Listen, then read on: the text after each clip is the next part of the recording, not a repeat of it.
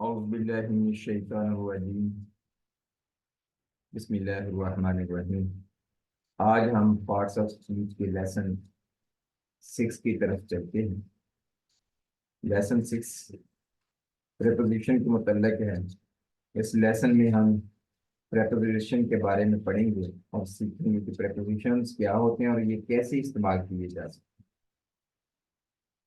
Preposition یہ وہ حروف ہیں جو سبجیکٹ اور آبجیکٹ دو ناؤنز کے درمیان یا ناؤن اور پروناؤن کے درمیان باہم رابطے کا ذریعہ ہوتے ہیں۔ یہ کسی بھی انگریزی جملے میں بہت اہمیت کے حامل ہوتے ہیں۔ بعض اوقات پورے جملے یعنی سینٹینس کا دار و مدار بھی پریپوزیشنز پر ہوتا ہے۔ For example, the book is under the table, the book is on the table, the book is in the table۔ ان مندرجہ والا ایگزامپلس کے اندر ان، آن، انڈر والے تمام الفاظ کو پریپوزیشنز کہا جائے گا، کیونکہ یہ دو نونس یعنی بک اور ٹیبل میں باہم رابطے کا ذریعہ ہیں۔ اگر ان جملوں پر غور کیا جائے تو محسوس ہوگا کہ ان جملوں کے مفہوم کا دار و مدار خالصتاً پریپوزیشنز پر ہے۔ صرف پریپوزیشنز کی تبدیلی سے پورے جملے کا مطلب بدل سکتا ہے۔ انگریزی میں بے شمار پریپوزیشنز استعمال ہوتے ہیں۔ ان میں عام طور پر استعمال ہونے والے پریپوزیشنز درج ذیل ہیں: at, of, beneath, over, under, in, on, and, of, etcetera. یہ تمام کی تمام پریپوزیشن کی ایگزامپل ہیں۔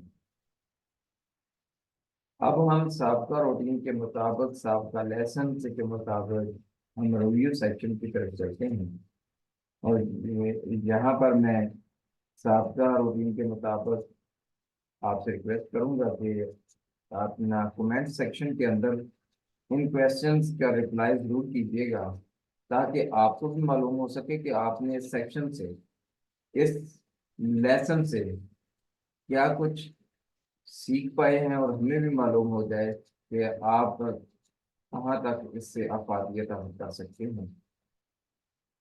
تو چلتے ہیں سب سے پہلے کویسچن کی طرف۔ پریپوزیشنز کس کے درمیان رابطے کا ذریعہ ہیں؟ Adjective verb, noun, noun verbs.